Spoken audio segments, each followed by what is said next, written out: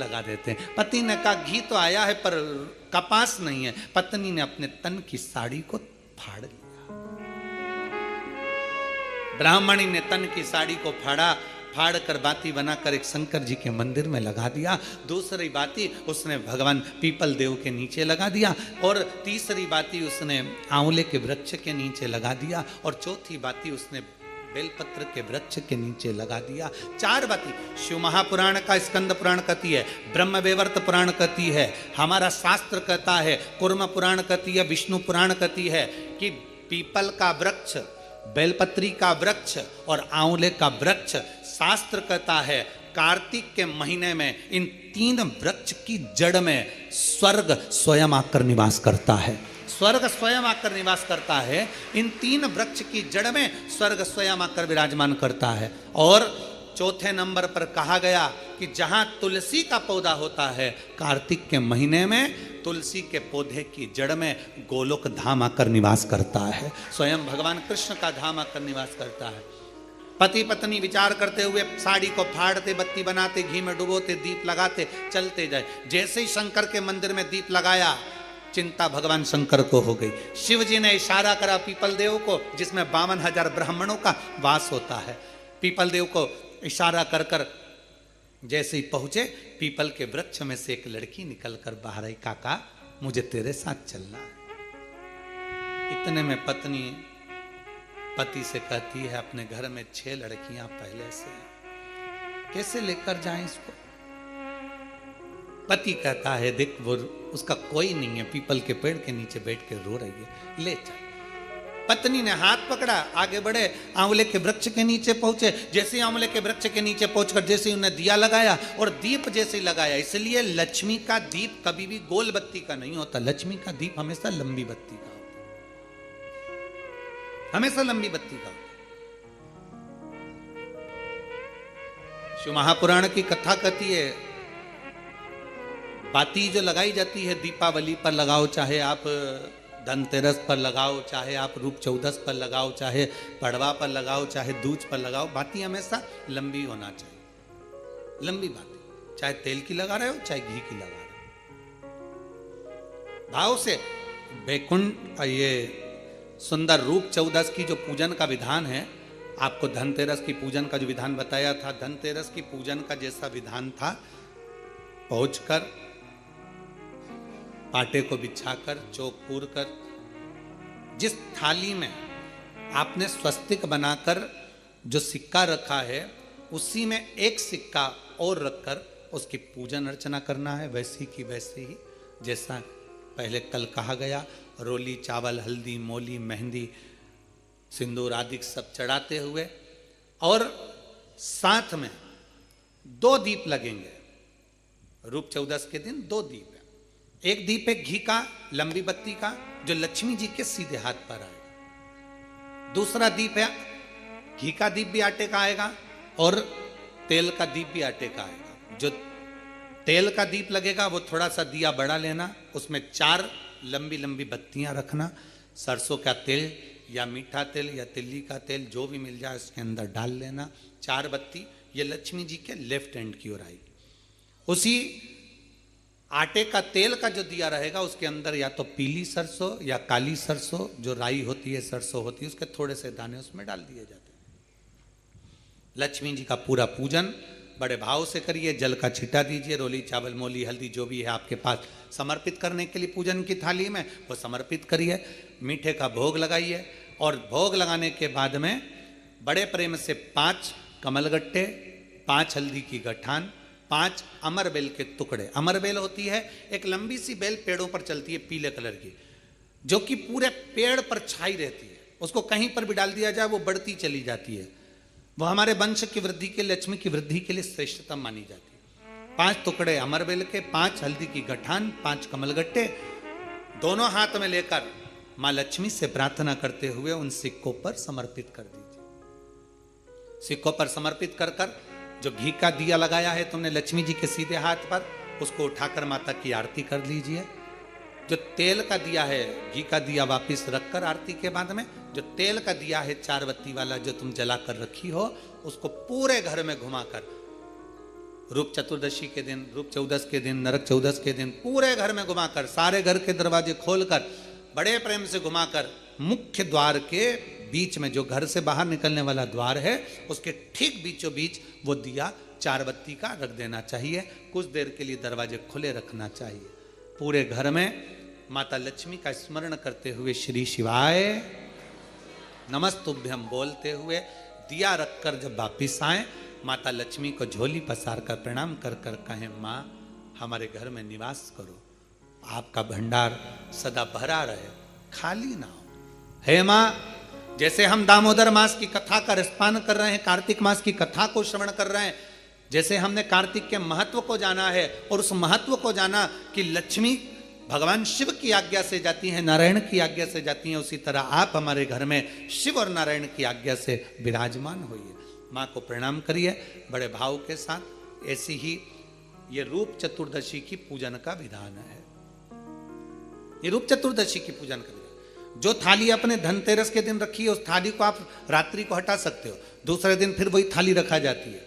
तीसरे दिन दीपावली का जो पर्व होगा, कल की कथा में आपको 2 बजे से 5 बजे तक जो कथा होगी कल की, आज की कथा तो 9 बजे से 10 बजे तक है, पर कल की कथा 2 बजे से 5 बजे तक होगी। 2 से 5 इसलिए रखी है क्योंकि उसमें 3 दिन की पूजन का विधान बताना है, एक दीपावली का, फिर पड़वा का, फिर दूज का। तो बड़े प्रेम से उस कथा को, कल की कथा को अपन 2 बजे से 5 बजे तक श्रवण करेंगे। भगवान को अपने हृदय की बात, अपने चित्त की बात, अपने मन की बात बाबा को प्रार्थना करते हैं। और हम तो निवेदन करेंगे, प्रयास करिए, अगर हो सके रूप चतुर्दशी का अगर दिन है, नरक चौदस का दिन है, जैसे कुबेरेश्वर धाम पर दीपावली कब की है, 31 अक्टूबर की, तो 29 तारीख को धनतेरस है, 30 तारीख को रूप चतुर्दशी है, नरक चौदस है। तो हम तो प्रार्थना करें, निवेदन करें आपसे, अगर हो सके, शरीर में अगर बहुत रोग है और बहुत तकलीफ की जिंदगी चल रही है, मतलब हर 2 महीने में 3 महीने में कोई ना कोई दुख तुम्हारे सामने आकर खड़ा हो जाता है, कोई तकलीफ आकर खड़ी हो जाती है, चाहे बच्चों को हो रही हो, चाहे बेटियों को हो रही हो, चाहे परिवार में हो रही हो, तो हम तो निवेदन करेंगे रूप चतुर्दशी के दिन 1 लोटा जल, उसमें बड़े प्रेम से कोई थोड़ा सा इत्र का अगर भाग मिल जाए, और इत्र ना मिले तो पीला चंदन या लाल चंदन डालकर, अगर कहीं आंवले का वृक्ष हो, पीपल का वृक्ष हो और बेलपत्र का वृक्ष हो, 3 जगह पर थोड़ा सा वो लोटा जो घर से लेकर जाओगे, पात्र लेकर जाओगे, रूप चतुर्दशी के दिन तीनों वृक्ष के नीचे एक ही कलश से थोड़ा थोड़ा जल 3 स्थान पर चढ़ाइए और बाबा से अपने मन की बात कहकर आई है। आप खुद देखोगे कि 3 महीने में मेरा कुबेर भंडारी आपके दुखों को हरेगा। परंतु ये उपाय केवल एक रूप चतुर्दशी के दिन ही होगा, केवल रूप चतुर्दशी के दिन। कई लोग इसको दीपावली के दिन भी करते हैं, कई लोग इसको धनतेरस के दिन भी करते हैं, पर ये उपाय रूप चतुर्दशी के दिन करेंगे तो उसका फल चौगुना मिलेगा, चौगुना। और मान लो इस चतुर्दशी पर अगर आप नहीं कर पा रहे हो तो अगली इसी कार्तिक के महीने की जो देव दीपावली आती है पूर्णिमा के लगभग में, उस समय पर जो चतुर्दशी आए तो उस समय पर भी ये प्रयोग कर सकते, पर होगा कार्तिक महीने के अंदर। अब तीनों आंवले के वृक्ष के नीचे गए, वहां पर भी गए, दिया लगाया, दिया लगाते से ये कन्या वहां पर प्रकट हो गई। काका हमें आपके साथ चलना है। अब इतने में तो बुजुर्ग बूढ़ी माँ ब्राह्मण की पत्नी बोली, अब कहाँ लेकर जाओगे, कौन है, रो रही है, बिलक रही है, हमें तो आपके साथ चलना है, हमें लेकर चलिए।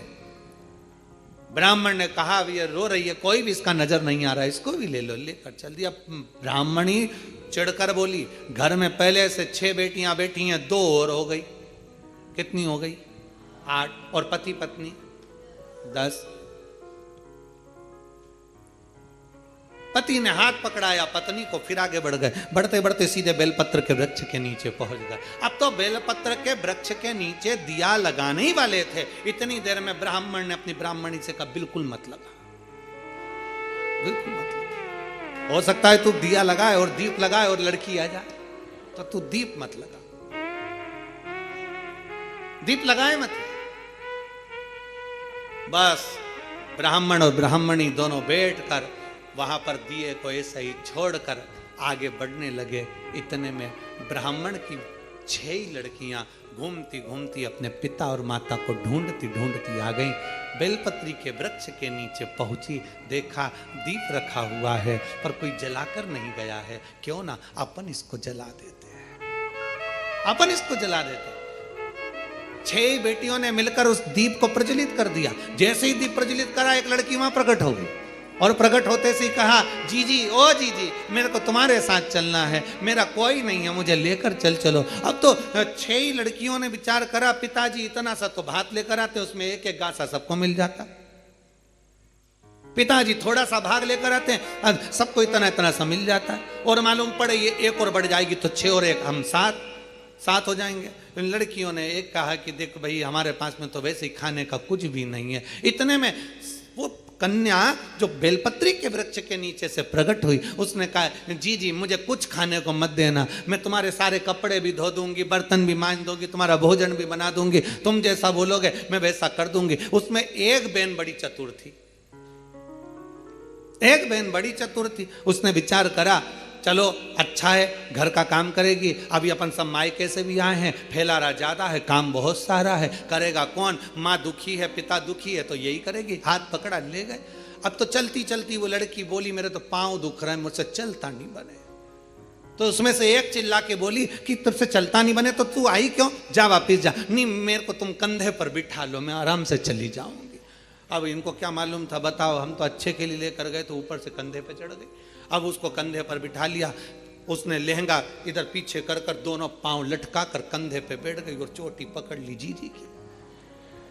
और चोटी पकड़ते पकड़ते बड़े प्रेम से जो पहुंची, आवाज लगाया, पिताजी पिताजी पिताजी। जो पिताजी बाहर आकर बोले, क्या हो गया बेटा? किसकी बेटी को लिया सिर पर बिठाकर, कंधे पर बिठाकर? अरे पिताजी, एक दिया रखा था बेलपत्री के वृक्ष के नीचे, हमने सोचा कौन रखकर चले गया, जला कर आ गया, जला कर। अब तो पिता को लगा, उन्होंने ब्राह्मणी को बुलाया, देख वो मैंने मना करा था दिया मत जला, और दिया जलाया और वो आई। अब ये देख, अंदर जाकर बेटियों ने देखा तो 2 तो पहले से बैठी थी, एक साथ में आ गई। कितने हो गए? सब मिला के 11। अब 11 की 11 एकत्रित हो गए। अब बेटियां बड़ी भूख से व्याकुल, अन्न का भाग नहीं, थोड़ा सा करें तो करें क्या करें। इतने में पीपल के वृक्ष के नीचे से जो बेटी निकली, आंवले के वृक्ष के नीचे से जो बेटी निकली, बेलपत्र के वृक्ष के नीचे से जो बेटी निकली, ब्राह्मण पिता ने और ब्राह्मणी ने दोनों ने मिलकर उन तीनों का नाम पावनी लक्ष्मी रख दिया। कौन सी लक्ष्मी? पावनी। पावनी का मतलब जानते हो? पावनी का मतलब होता मेहमान। कौन सी लक्ष्मी है? पावनी लक्ष्मी, मतलब हमारे घर में मेहमान बनकर कोई लक्ष्मी। अब ब्राह्मणी ने पूछा कि इनका नाम क्या रखे, तो क्या रख दो पावनी लक्ष्मी। अब इन्होंने नाम रख दिया पावनी लक्ष्मी। अब तीनों को नाम पावनी लक्ष्मी। अब एक ने कहा, जो पीपल के वृक्ष के नीचे से निकली, मैं जाती हूँ अभी भोजन बनाती हूँ। तो इतने में ब्राह्मणी आंख में आंसू भरकर बोली, बेटी तू इतनी सी तो रखी है, भोजन क्या बनाएगी? कुछ भी तो खाने का नहीं है। अपन एक काम करेंगे, कल भिक्षा मांग कर लाएंगे तब बनाएंगे। इतने में लक्ष्मी ने उसी समय, पावनी लक्ष्मी बोली, माँ तू तो बर्तन बता दे, बर्तन कहाँ रखा है, बस बर्तन बता, मैं बना दूंगी। तो बनाएगी क्या? अन्न हो घर में तो बनाएगी ना। अरे माँ तू बता तो सही, तू मुझे बता कहां रखा है। तो इतने में ब्राह्मणी ने पूछा, घर में अन्न नहीं है तो तू देगी क्या? इतने में पावनी लक्ष्मी ने कहा, मां एक बूढ़ा बूढ़ी पीपल के वृक्ष के नीचे आते थे, अपने अन्न का एक हिस्सा रख कर जाते थे। शंकर भगवान बोले हैं, उनके अन्न का पूरा हिस्सा चुका कर आना है, इसलिए मैं तुम्हारे दरवाजे पर आई हूं।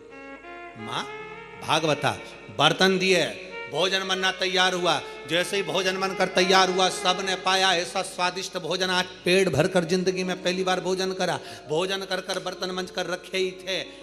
कोई रिश्तेदार कभी नहीं आता था, क्योंकि धन ही नहीं था। सुख के साथी हजारों हैं, जब दुख पड़ा तब कोई। धन के साथी हजारों हैं, जब धन नहीं तो कोई। अब धन नहीं, कोई रिश्तेदार नहीं आता था। आज सब भोजन कर कर आराम से बस चक होकर खूब आनंद में रह रहे थे, खूब प्रेम से बात कर रहे थे। इतने में जो मामा कभी नहीं आता था वो मामा आ गया। और मामा आकर दरवाजे लगाया, दरवाजा बजाया और आवाज बजाकर जैसे दरवाजा बजाया जीजी आई बाहर। बहन ने कहा भैया तू इतने सालों के बाद आज आया है, कैसे आना हुआ? बहन यहाँ से निकल रहा था, बहुत भूख लग रही थी, सोचा तेरे घर का भोजन करते हुए चले जाऊं। अब ब्राह्मणी ने मन में सोचा जो भोजन था वो तो सब हम खा गए, 11 की 11 पूरा निपटा गए, कुछ बचा तो है नहीं, अब तुझे दे तो दे क्या प्रदान करें? इतने में दूसरी लक्ष्मी, पावनी दूसरी लक्ष्मी आंवले के वृक्ष के नीचे की बोली, अरे माँ क्यों चिंता करती है, तुम्हारा मामा तुम्हारा भाई हमारा मामा बिठा अभी हमें भोजन बना के लाती। दूसरी ने जैसे कहा भोजन, तो इतने में ब्राह्मणी ने कहा कि भोजन पहली वाली तो दे दी पीपल का भाग, अब तू कहाँ से लाएगी? दूसरी बोली एक ब्राह्मणी आते थे, आंवले के पेड़ के नीचे भिक्षा रख कर जाते थे, हिस्सा मेरे को भगवान शंकर जी बोले हैं उनका हिस्सा पूरा चुका कराना, इसलिए मामा को भी खिला कर भेजती। जो भोजन बनाया मामा तो चक खाया, वहीं पड़ गया, वहीं सो गया। मामा जैसे सोया खूब आनंद में रहे। अब सब की सब आनंद में सो रहे थे, सब आनंद चक से सो रहे थे। तीनों कन्याओं ने दो ने उठकर आखिरी पावनी लक्ष्मी से पार्वती जी की उस बेलपत्री के वृक्ष के नीचे से निकली हुई उस कन्या से कहा जीजी अब तेरी बारी है, तू अब कुछ कर। पावनी लक्ष्मी ने कहा चिंता मत करो। ब्राह्मणी को जगाया और ब्राह्मणी से कहा एक काम कर, पूरे घर का कोठा साफ कर दे, झाड़ू को घर के पीछे रख दे, चलनी पर कपड़ा ढाक दे, सूपड़े को छुपा कर रख दे, और मैं इस कोठे में सोऊंगी, तू बाहर सो जा। बेटा, ब्राह्मणी बोली कोठे में तो तुझे डर लगेगा, ना ना मां तू बाहर सो, मैं कोठे में सोऊंगी। बेलपत्र के वृक्ष से निकली हुई वो कन्या कोठे में सोई। कन्या ने जो दृष्टि करी, चारों तरफ पूरा धन से कोठे को भर दिया, भर कर बाहर निकल। जैसे ही बाहर निकली, निकलते से ही उसी समय पर मामा ने देख लिया आधी रात को जीजी की छोरी बाहर जा रही है। अब उसको क्या मालूम था, मामा कभी जिंदगी में आया हो तो मालूम हो कि जीजी की छोरी 6 थी, ये तो दिखने में कितनी हो गई, पूरी की पूरी ना। उसको क्या मालूम जीजी की छोरी बाहर जा रही है। इतने में मामा उड़ गए, मामा ने उठकर हाथ पकड़ लिया, हाथ पकड़ कर कहा बेटी कहाँ जा रही है? तो इतने में कहा बस मेरा काम था पूरा कर दिया, मैं जा रही हूँ। मामा जी बोले कभी मामा के घर नहीं आएगी? तो इतने में बोली अब भी चल चल, अभी चलूँ मैं। हाथ पकड़कर मामा बेटी को घर लेकर गए। मामा की दशा भी ठीक नहीं थी। कहा मामा चलनी को ढाक दे, झाड़ू पीछे रख दे, कोठे को लेपन कर दे, मैं यहाँ सोऊंगी।